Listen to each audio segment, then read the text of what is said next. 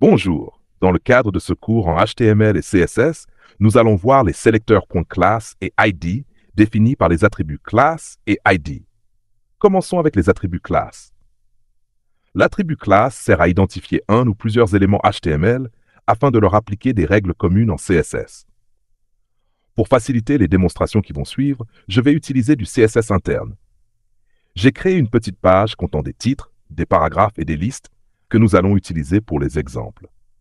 Afin de vous montrer comment ça marche, je vais par exemple insérer l'attribut class dans la balise ouvrante de l'élément H1 et lui attribuer une valeur, par exemple la valeur rouge. Il faut ensuite déclarer la classe en CSS. D'habitude, pour le CSS en interne ou externe, on utilise un sélecteur pour cibler un ensemble d'éléments communs. Ici, comme on cible un élément spécifique, on utilise la classe. Le sélecteur de la classe correspond à la valeur attribuée à la classe précédée d'un point. Par exemple, comme la classe a pour valeur rouge, le sélecteur CSS sera point rouge. On ouvre les accolades et on ajoute par exemple la propriété color et on lui donne comme valeur rouge. Comme vous pouvez le constater, seul le titre H1 devient rouge. On a ainsi appliqué un style à un élément spécifique.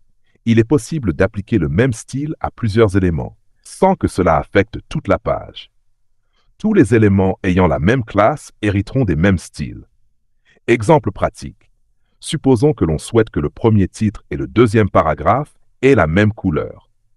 Comme le premier titre a déjà la classe rouge, il suffit de donner la même classe au deuxième paragraphe. En utilisant la même valeur de classe, c'est-à-dire rouge, le style défini précédemment sera appliqué automatiquement au paragraphe. Ainsi, plusieurs éléments peuvent partager le même style grâce à la classe, en utilisant la même valeur pour tous les éléments ciblés. Pour cibler un seul élément spécifique et de manière sémantique et unique, sans attribuer la propriété aux autres éléments, il faut se tourner vers les ID. Le principe est proche de celui de la classe, mais son usage est différent. L'ID n'est pas destiné à appliquer un style à un ensemble d'éléments.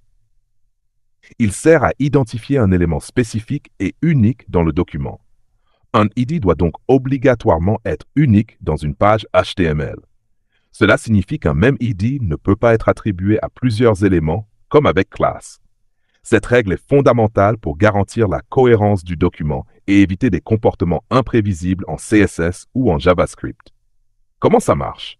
1. L'ID se définit dans la balise ouvrante de l'élément ciblé.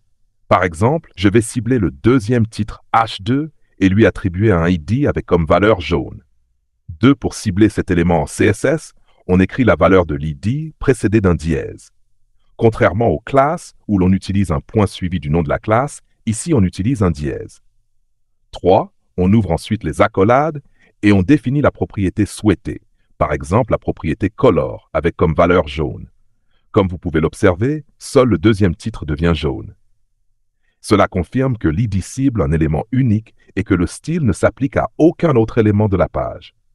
Si vous voulez donner le même style à plusieurs éléments, optez pour class. Et pour un seul élément spécifique, optez pour ID. Bien sûr, vous pouvez également utiliser ID pour plusieurs éléments. Mais pour éviter des problèmes, suivez cette règle.